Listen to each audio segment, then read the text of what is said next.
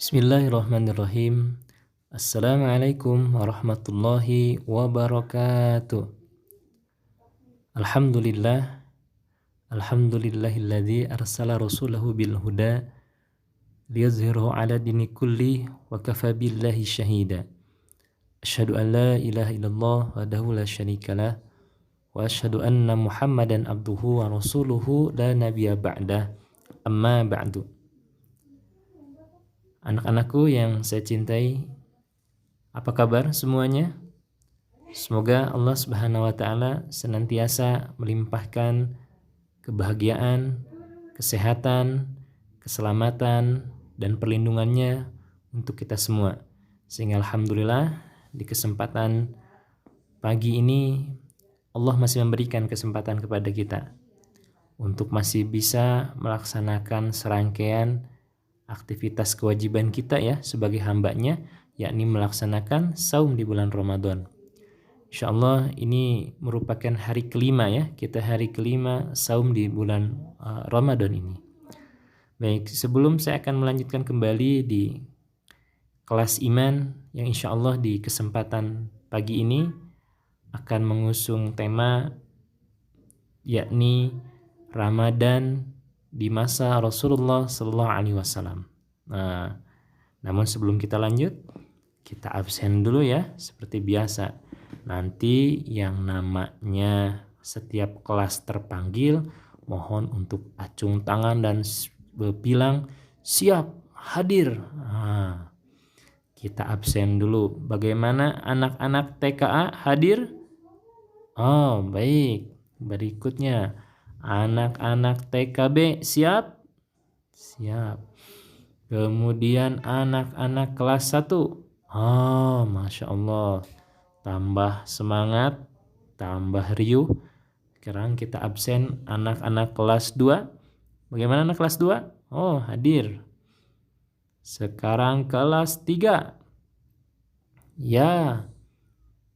Kelas 4. Kelas 5.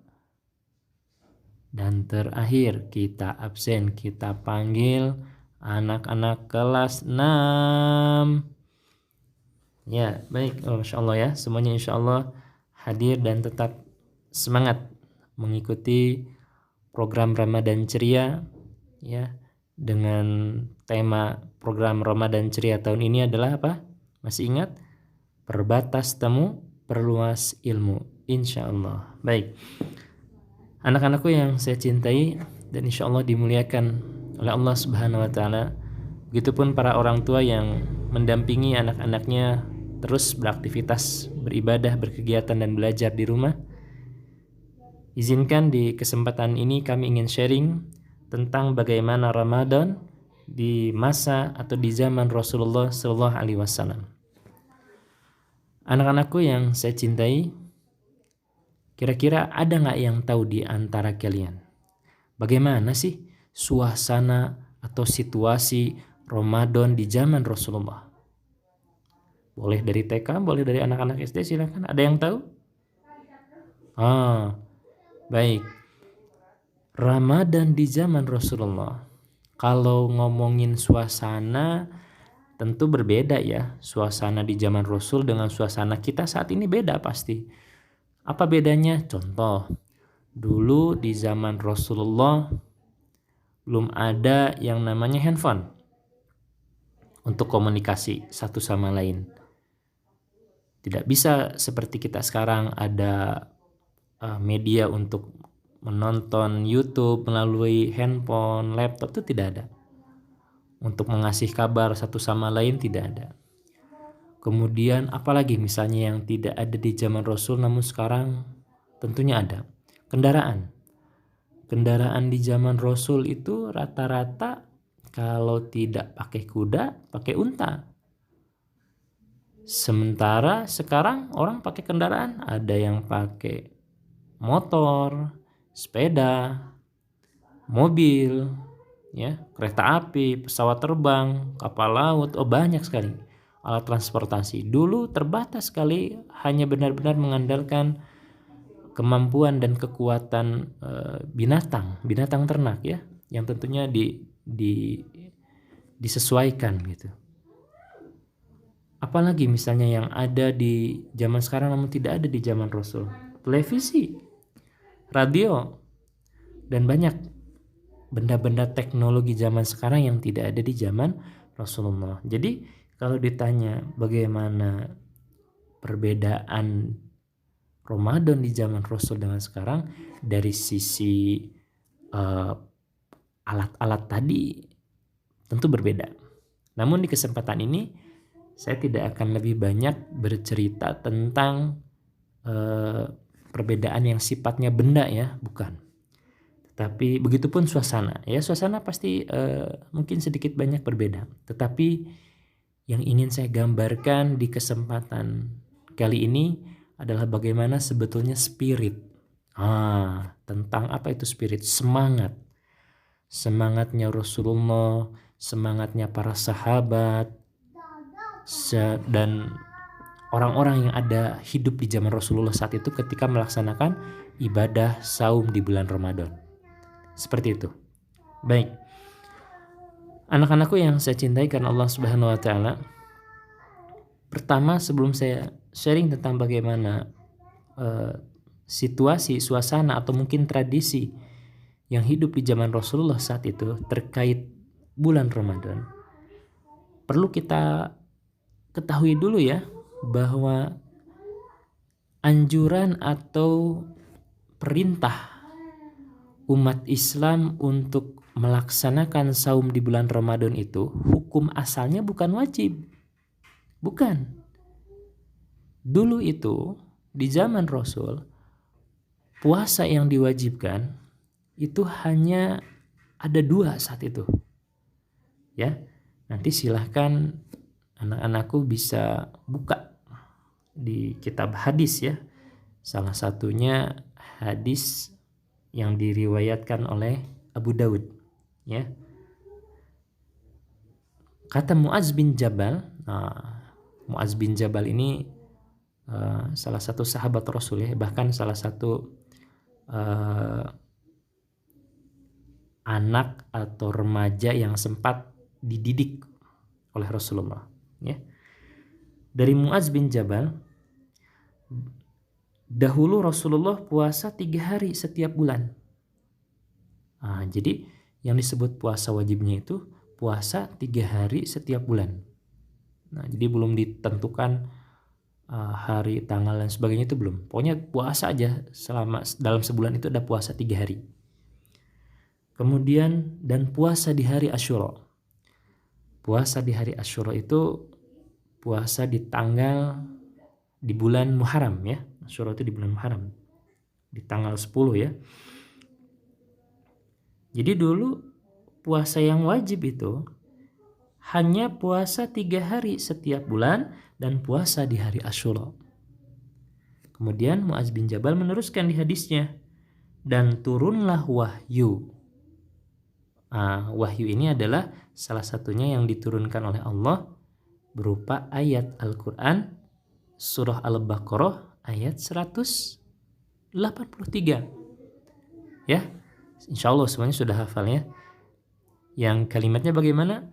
Ya ayyuhalladzina amanu kutiba alaikumus siyam kama kutiba alal ladzina min qablikum la'allakum tattaqun.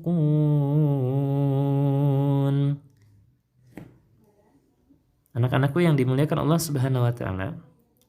Jadi kata Mu'adz bin Jabal, dahulu Rasulullah puasa 3 hari setiap bulan dan puasa di hari Asyura. Lalu turunlah ayat surah Al-Baqarah ayat 183. Jadi ternyata perintah wajibnya puasa di bulan Ramadan menurut para ulama ahli sejarah bahwa hadis tersebut itu turun di sekitar keluar atau turun ya di sekitar bulan Sya'ban tahun kedua Hijriah. Artinya perintah puasa di bulan Ramadan itu dilakukan dan dilaksanakan baru di tahun kedua Hijriah. Apa yang disebut dengan tahun Hijriah, tahun kedua Hijriah, artinya setelah Rasulullah dan para sahabat hijrah, ya, di tahun kedua itu. Karena sebelumnya kan pernah hijrah, kemudian kembali lagi ke Mekah, ya. Cuman karena saat itu kondisinya sedang tidak aman, ya. Ketika hijrah yang pertama itu, ketika balik lagi Rasulullah ke Mekah dengan para sahabat, itu situasi di kota Mekah ini tanda kutip mencekam gitu. Banyak orang-orang muslim yang saat itu dibantai, disiksa, bahkan tidak tanggung untuk dibunuh.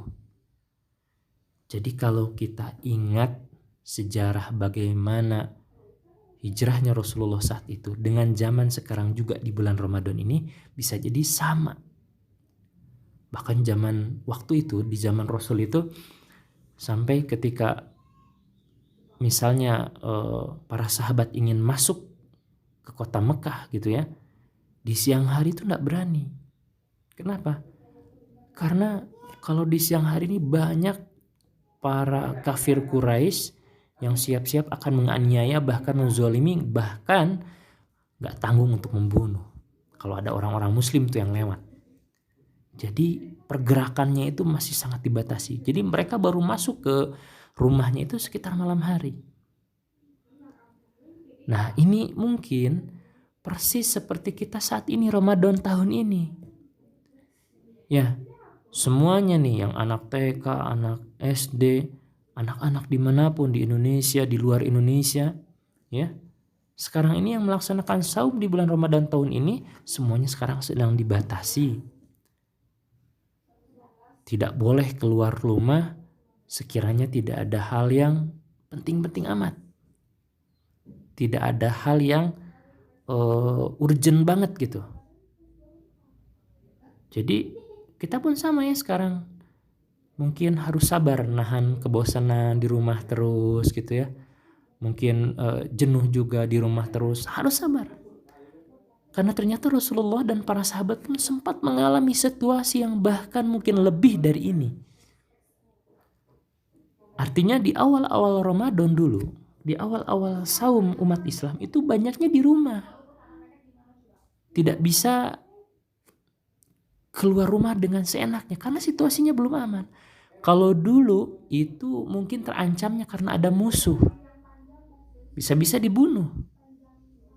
Tapi kalau sekarang kita kan mungkin untuk menjaga supaya wabah corona ini tidak menyebar. Makanya pemerintah ya, kemudian tim dari medis, dari dinas kesehatan semuanya rata-rata menganjurkan supaya menjaga jarak, diam di rumah gitu. Artinya bukan diam, ya kegiatan aktivitasnya di rumah, ibadahnya gitu ya, belajarnya, yang bekerjanya itu di rumah. Jadi ada ternyata situasi yang hampir sama dengan kondisi di awal-awal ketika umat Islam saat itu berpuasa. Artinya apa? Kalau zaman dulu situasinya sedang mencekam karena penganiayaan dari kafir Quraisy, kalau sekarang mungkin karena ada wabah ya, ada wabah COVID-19, COVID-19 alias corona itu. Baik, anak-anakku yang saya cintai dan insya Allah dimuliakan Allah Subhanahu Wa Taala. Kemudian kita masuk, apa aja sih sebenarnya tradisi? Oh ya, maaf sebelum ke tradisi. Jadi diingat bahwa awal penetapan umat Islam melaksanakan puasa Ramadan dengan hukum statusnya jadi wajib itu di tahun keberapa? Di tahun kedua Hijriah. Ya, bahkan ada ahli astronom dari Indonesia. Ya, masya Allah, nanti kalau kalian barangkali ada yang bercita-cita ingin menjadi seorang astronomi, itu sangat-sangat bagus ya. Nanti tanyakan kepada orang tuanya, apa sih Umi, Abi, astronom itu apa? Ya, ada salah seorang ahli astronom di Indonesia yang menyatakan bahwa beliau ini masya Allah melacak gitu ya, karena memang beliau mempelajari tentang ilmu antariksa gitu ya, bumi, matahari, bintang dan seterusnya gitu. Sehingga beliau ini sempat memprediksikan bahwa menurut perhitungan dia ini bahwa awal Ramadan di tahun kedua Hijriah itu kalau secara penanggalan Masehi itu jatuh di tanggal 26 Februari 624 Masehi. Jatuhnya itu di hari Ahad. Ya. Jadi awal Ramadan dulu Rasulullah dan para sahabat melaksanakannya itu di tanggal 26 Februari 624 Masehi. Jadi awal satu Ramadannya itu. Ya, kalau kita kan tahun ini awal Ramadannya kemarin hari Jumat ya, 24 April ya. Walaupun di beberapa negara Timur Tengah ternyata ada yang awal Ramadannya itu hari Sabtu ya, 25 April. Baik, ini sejarah singkat awal tentang diwajibkannya puasa di bulan Ramadan. Nah, kemudian kita masuk bagaimana tradisi yang hidup setelah puasa Ramadan ini diwajibkan. Yang paling kentara satu adalah tradisi yang sekarang menjadi sunnah hukumnya, yakni tradisi makan sahur. Jadi di zaman Rasulullah ini para sahabat gitu ya, Rasulullah termasuk adalah orang-orang yang senantiasa menjalankan kebiasaan sahur. Walaupun mungkin saat itu seandainya Rasulullah tidak sahur, para sahabat tidak sahur, mungkin kuat-kuat aja. Karena Masya Allah mereka ini fisiknya kuat-kuat. Karena makanannya terjaga, olahraganya rajin, ya, ibadahnya bagus. Jadi bisa jadi mereka kalaupun tidak sahur kuat fisiknya. Namun apa yang dilakukan oleh Rasulullah dan para sahabat saat itu? Tidak. Mereka tidak mentang-mentang fisiknya kuat, fisiknya bagus, nggak usah sahur. Oh tidak. Bahkan mereka semuanya melaksanakan sahur, makan sahur. Insya Allah nanti pembahasan tentang sahur ada tema khusus di pertemuan yang entah keberapa ya, di besok-besoknya insya Allah akan ada pembahasan khusus tentang materi tentang makan sahur. Jadi kita pun sama ya, Rasulullah saja fisiknya kuat, dekat dengan Allah, para sahabat pun demikian ya, tetap melakukan sahur. Apalagi kita ya, kita sahabat bukan, tabi'in bukan ya, maka kita pun sebagai umatnya kalau ingin ittiba ya, ittiba itu mengikuti cara Rasul, sama lakukan sahur. Insya Allah nanti pembahasan sahur akan kita bahas di waktu yang berlainan, khusus nanti ngobrolin tentang sahur, waktunya, makanannya, adabnya, insya Allah nanti akan kita bahas. Kemudian apalagi tradisi yang dilakukan oleh para sahabat dan Rasulullah ketika di bulan Ramadan. Yang kedua ini berkait dengan iftar, buka saum. Rasulullah dan para sahabat ini suka mempercepat. Kalau sudah waktunya berbuka, mereka mempercepat. Artinya mempercepat ini bukan berarti mempercepat kalau azan 17.45 misalnya ya, azan maghrib. Kalau gitu 17.30 ya kita mulai buka. Bukan. Itu mah bukan mempercepat, itu mah modus ya.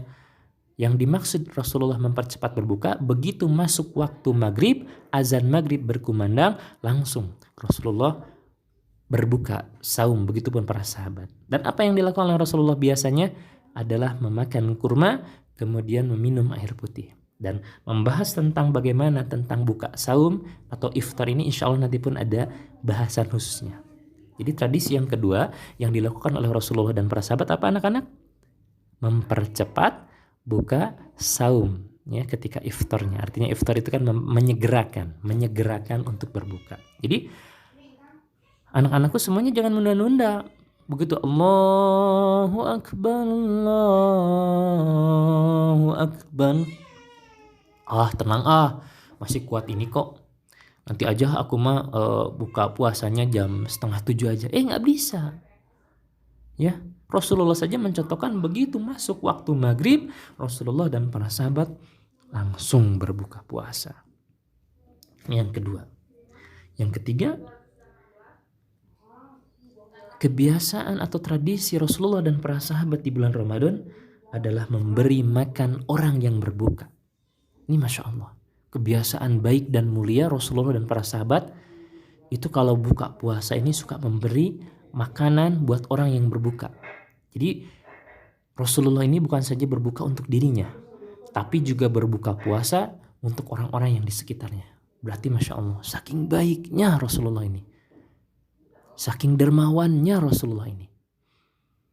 Walaupun mungkin sekarang kita kondisinya agak terbatas ya, kalaupun misalnya anak-anak di rumah ingin memberikan makanan untuk berbuka buat misalnya buat saudara-saudaranya, buat tetangganya, ini mungkin perlu ada aturan khusus yang didampingi oleh orang tuanya. Karena maksudnya sekarang kondisinya sedang ada wabah gitu ya. Artinya harus lebih hati-hati gitu ya. Bukan berarti kita tidak boleh memberikan makanan. Karena ini Masya Allah ini kebaikan. Ini dicontohkan oleh Nabi. Cuman mungkin caranya yang harus nanti diskusi sama orang tua. Gimana sih mah supaya bisa ngasih makanan kepada orang-orang untuk berbuka ya. Nah, ini perlu didiskusikan sama orang tuanya. Anak-anakku yang aku cintai dan Allah muliakan insya Allah,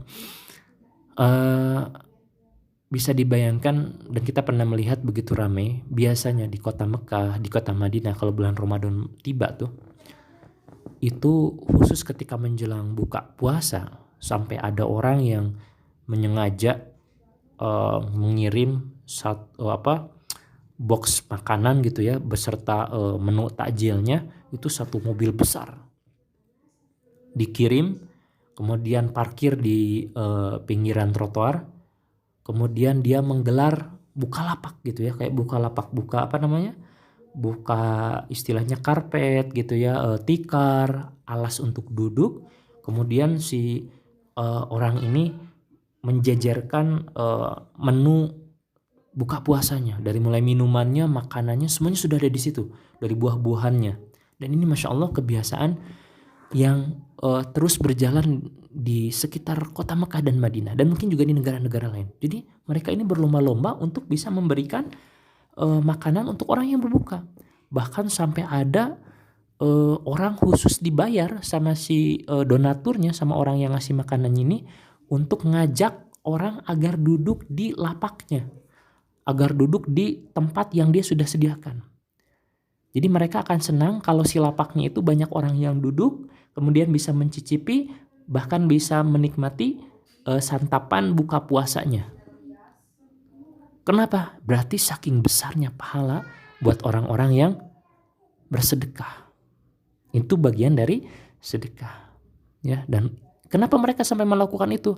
Nyewa orang, makanan sampai jumlahnya berdus-dus gitu ya, sampai mobilnya besar-besar untuk menampung makanan yang dibagikan cuma-cuma gitu ya, gratis. Karena mereka ingin mengikuti bagaimana Rasulullah melakukan. Yakni apa? Memberikan makanan untuk orang yang berbuka puasa. Karena apa? Pahalanya besar.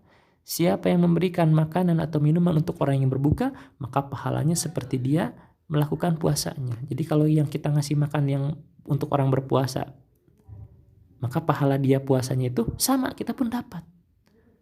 Maka bayangkan kalau yang kita kasih ini adalah orang-orang yang soleh. Bisa dibayangkan kalau yang kita kasih ini adalah orang-orang yang tidak mampu. Maka di mulutnya, di lisannya akan lahir keluar doa-doa yang insya Allah akan mustajabah. Itu yang ketiga. Yang keempat, tradisi Rasulullah dan para sahabat adalah sholat tarawih. Nah, sholat tarawih. Jadi kalian pun di rumah harus senantiasa sholat tarawih. Karena Rasulullah ini sempat sholat tarawih di masjid. Itu hanya di hari pertama, kedua, dan ketiga. Kemudian di hari keempat dan seterusnya Rasulullah tarawihnya tidak di masjid, di rumah. Kenapa? Saat itu Rasulullah berpikir, aku khawatir, kata Nabi, kalau aku sholat tarawih di masjid, khawatir beranggapan umatku nanti bahwa sholat tarawih ini hukumnya wajib. Padahal bagaimanapun juga hukum sholat tarawih itu adalah sunnah, ya, sunnah muakkad. Kalau menurut ahli fikih hukumnya sunnah muakkad. Jadi sekarang kita pun gak usah mengeluh ketika kita melakukan sholat tarawihnya di rumah masing-masing bersama keluarga. Mungkin tidak bisa sholat tarawih di masjid ya. Karena Masya Allah hikmah dengan corona ini dikembalikan lagi kepada sunnah yang sejatinya. Bagaimana Rasulullah dulu melaksanakan tarawih di rumah. Adapun gemak taraweh di masjid itu dulu disemarakan oleh para sahabat, ya. Memang para sahabat sepeninggalnya Rasulullah ini menggemakan dan menggelorakan sholat tarawihnya itu di masjid-masjid. Untuk apa? Bagian daripada syiar, gitu ya. Tetapi Rasulullah sendiri saat itu melakukannya sholat tarawihnya di mana? Di rumah. Jadi sekarang pun alhamdulillah kalian punya kesempatan menjadi imam mungkin buat yang laki-laki di rumahnya, atau menjadi makmum mungkin ini kesempatan ayah atau abinya menjadi imam kalian, ya. Kan kalau biasanya mungkin harus orang lain yang jadi imamnya di masjid dan seterusnya. Maka tradisi tarawih pun ternyata menjadi bagian yang dilakukan oleh Rasulullah saat itu dengan para sahabat. Dan insya Allah tentang tarawih pun nanti ada khusus penjelasannya di materi hari berikutnya. Kemudian apalagi yang dibiasakan dan selalu senantiasa ditradisikan oleh Rasulullah ketika tarawih, yakni membaca Al-Quran. Jadi di zaman Rasulullah ini Masya Allah semua orang berlomba-lomba membaca Al-Quran. Ada yang sehari hatam, ada yang 2 hari hatam, ada yang 3 hari sudah hatam. Artinya apa? Rasulullah dan para sahabat yang lainnya itu rata-rata hatam Qur'annya lebih dari 1 kali. Nah, jadi kalian pun di rumah titip jangan malas. Ngantuk lawan. Capek lawan. Ya, ini kesempatan. Karena apa? Ramadan adalah bulan Al-Quran diturunkan. Bahkan pahalanya pun Allah lipat gandakan dari pahala di bulan-bulan biasa, ya, selain bulan Ramadan. Anak-anakku yang saya cintai dan Allah muliakan, kemudian kita apalagi nih yang harus dipahami tentang Ramadan di zaman Rasulullah. Selain tadi tradisi makan sahur, kemudian mempercepat berbuka puasa, memberi makan orang untuk berbuka, sholat tarawih, membaca Al-Quran, ya. Kemudian juga para sahabat dan juga Rasulullah ini adalah orang yang gemar berdoa. Jadi ketika di bulan Ramadan ini berdoa, Masya Allah, mereka terus berdoa. Mereka gak menunggu waktu sholat, di kapanpun mereka berdoa, berzikir, ya. Mereka terus, dan kita pun silahkan. Ananda punya keinginan A, B, C, D dan seterusnya, silahkan. Ini kesempatan. Salah satu bulan yang insya Allah diijabah doanya adalah di setiap waktunya, bahkan mustajabah doa adalah bulan Ramadan. Jadi jangan sampai meninggalkan bulan Ramadan tanpa berdoa. Anak-anakku yang saya cintai dan Allah muliakan, itu beberapa tradisi besar yang kerap dilakukan oleh Rasulullah dan para sahabat ketika di bulan Ramadan, ya. Dan itu semua ternyata masuk rangkaian tradisi tadi, sekarang hukumnya menjadi sunnah, menjadi sunnahnya Rasulullah, ya, sunnahnya kita sebagai umatnya Rasul. Makan sahur sunnah, ya, kita pun harus melakukan makan sahur. Nah, kemudian anak-anakku yang saya cintai dan Allah muliakan, ada hal yang sebetulnya menarik dari situasi, namun juga mungkin sedih saat itu kondisinya. Jadi ini untuk gambaran supaya kita tidak mengeluh Ramadan dalam kondisi seperti tahun ini. Saat itu ketika Rasulullah hijrah, ya, di tahun kedua, menjalani ibadah saumnya di kota Madinah saat itu, ya, karena mendapatkan perlakuan yang sangat kasar, zolim, semena-mena dari kafir Quraisy, maka saat itu saum pertamanya itu dilakukan di kota Madinah, ya. Dan Madinah ini adalah akhirnya menjadi tempat terakhirnya Rasulullah wafat, ya. Rasulullah wafat, meninggal dan dikuburkan di Madinah, di Masjid Nabawi, ya. Mudah-mudahan kalian bisa ziarah ke sana, ya, insya Allah, dengan ibadah umroh atau haji misalnya, ya. Baik, anak-anakku yang saya cintai dan Allah muliakan, ketika di tahun kedua hijrah tersebut ada peristiwa yang mungkin saat itu bisa jadi menyedihkan buat Rasulullah. Kenapa? Karena ada salah satu putri Rasulullah yang kedua. Ada yang ingat siapa putri Rasulullah yang kedua? Bernama Ruqayyah. Ini meninggal dunia. Meninggal dunia ketika tahun kedua hijriah, ketika sedang suasana Ramadan.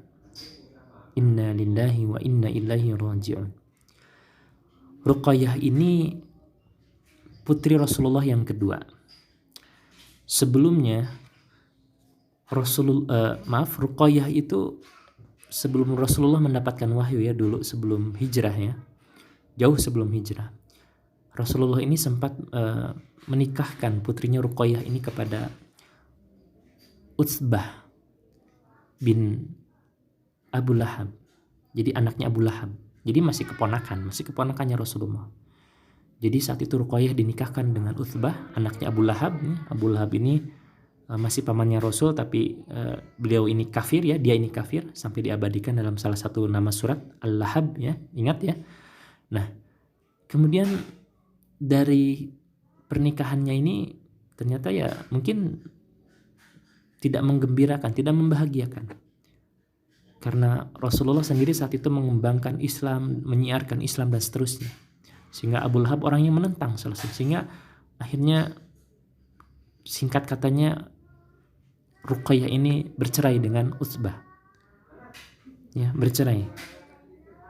Dan tidak punya keturunan, dan memang dalam para ahli sejarah menyebutkan mereka hanya baru menikah saja. Secara status gitu. Nah, kemudian setelah bercerai dengan Utsbah, kemudian ada perintah bahwa Ruqayyah, perintah dari Allah, kemudian sehingga akhirnya Ruqayyah ditikahkan oleh Rasulullah dengan sahabat mulia bernama Utsman bin Affan. Masya Allah ya, yang menjadi salah satu Khulafaur Rasyidin, Utsman bin Affan. Akhirnya dinikahkanlah Ruqayyah dengan Utsman bin Affan. Nah, ketika sudah menikah dengan Utsman bin Affan ini, Masya Allah, kehidupan Ruqayyah dengan Utsman ini menjadi bahagia, menjadi pasangan yang bahagia. Ya, walaupun keadaan sosial saat itu sangat genting, sangat mencekam. Sampai singkat katanya Ruqayyah dan Utsman ini dikaruniai seorang anak bernama Abdullah. Abdullah kecil saat itu usianya baru 1 tahun. Ketika mereka sedang bahagia-bahagianya punya seorang anak, punya seorang keturunan bernama Abdullah, seorang laki-laki, anaknya dari Ruqayyah dan Utsman bin Affan ini, ternyata menurut ahli sejarah disebutkan meninggal dunia di usia 1 tahun. Abdullah ini meninggal di usia 1 tahun. Kenapa? Meninggalnya ternyata ada salah seorang ahli sejarah Islam menyebutkan dipatuk oleh ayam jantan. Entah seperti apa jelasnya, yang pasti Abdullah meninggal dunia. Sehingga saat itu Ruqayyah merasa sedih.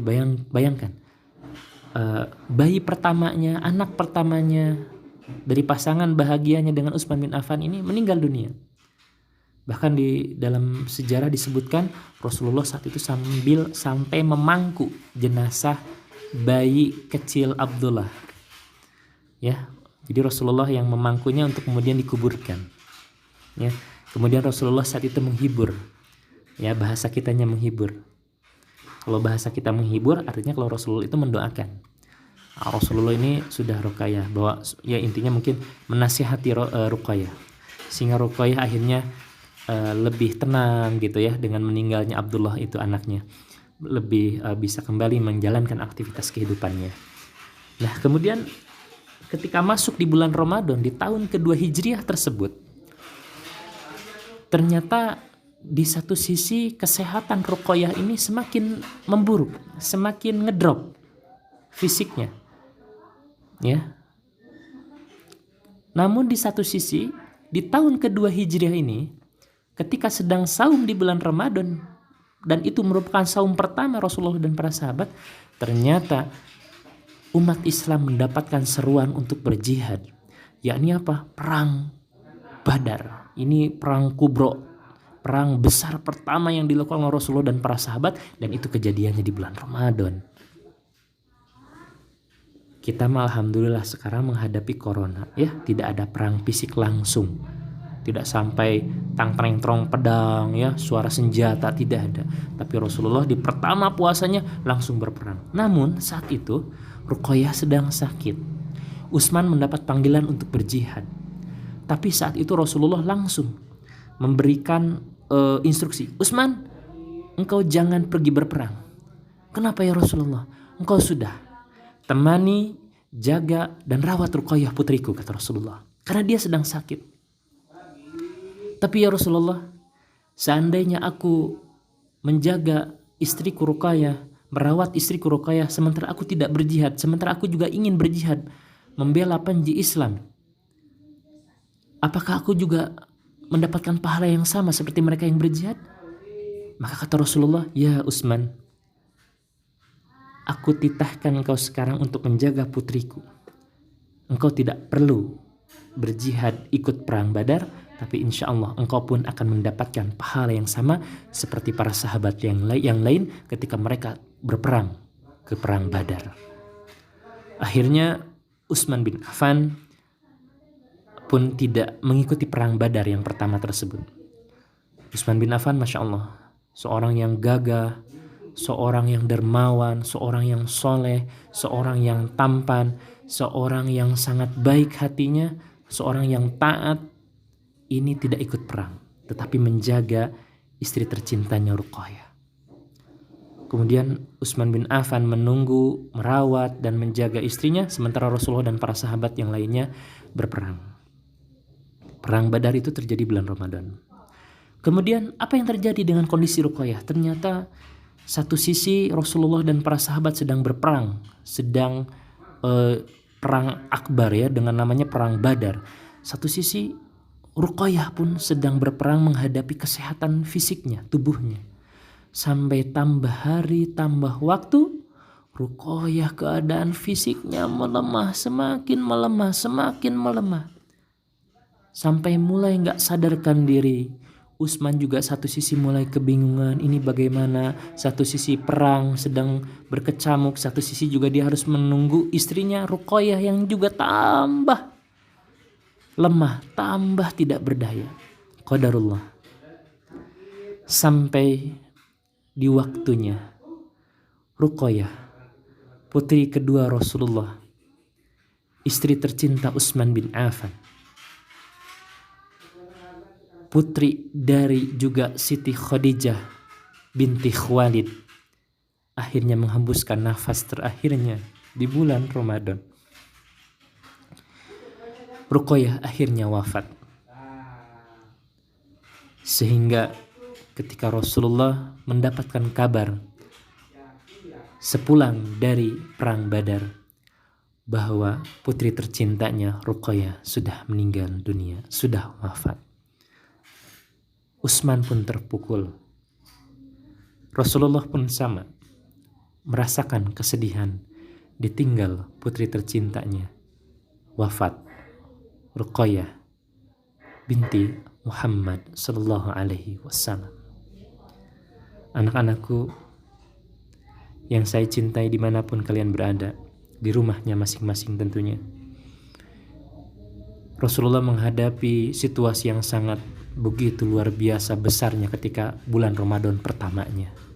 Maka kita tidak boleh berkeluh kesah, jangan malas, jangan pantang mundur, jangan pantang untuk terus kita semangat melakukan ibadah saum ini. Tilawah Quran, bersedekah, sholat tarawih, belajar online seperti ini, terus memperbanyak ibadah dan kebaikan. Karena kita mah tidak perang, kita mah tidak perang Badar seperti para sahabat dan juga Rasulullah saat itu. Kita harusnya malu. Rasulullah puasa pertamanya di bulan Ramadan harus berperang menghadapi kafir Quraisy yang jumlahnya 10 kali lipat dari jumlah kaum muslimin. Bahkan mendapati kabar putri tercintanya Ruqayyah binti Muhammad sallallahu alaihi wasallam wafat. Anak-anakku yang saya cintai karena Allah Subhanahu wa taala, inilah bagaimana gambaran, salah satu atau beberapa gambaran Ramadan di zaman Rasulullah. Semoga menambah spirit kita untuk lebih baik lagi, lebih keren lagi, lebih semangat lagi. Karena tidak ada apa-apanya situasi kita dengan wabah corona saat ini dibandingkan dengan pertama Rasulullah saum saat itu di bulan Ramadan pertamanya, dengan kondisi perang Badar, penganiayaan dari kaum kafir Quraisy, bahkan putri tercintanya Ruqayyah binti Muhammad sallallahu alaihi wasallam meninggal dunia. Ayo terus semangat untuk beribadah, belajar, dan berbagi. Dengan kondisi yang seperti ini, kita jangan meninggalkan kebaikan yang pernah diajarkan oleh Rasulullah dan para sahabat. Demikian yang saya bisa sampaikan di kesempatan hari ini di kelas iman, di program Ramadan Ceria, perbatas temu, perluas ilmu. Insya Allah ketemu lagi dengan saya, dengan kami di kelas iman, di jam dan waktu yang sama di hari besok. Insya Allah dengan materi dan tema yang berbeda lagi. Terus semangat untuk belajar, beribadah, dan berbagi. Subhanakallahumma wa bihamdika asyhadu an la ilaha illa anta astaghfiruka wa atubu ilaik. Akhiru dawana alhamdulillah. Assalamualaikum warahmatullahi wabarakatuh.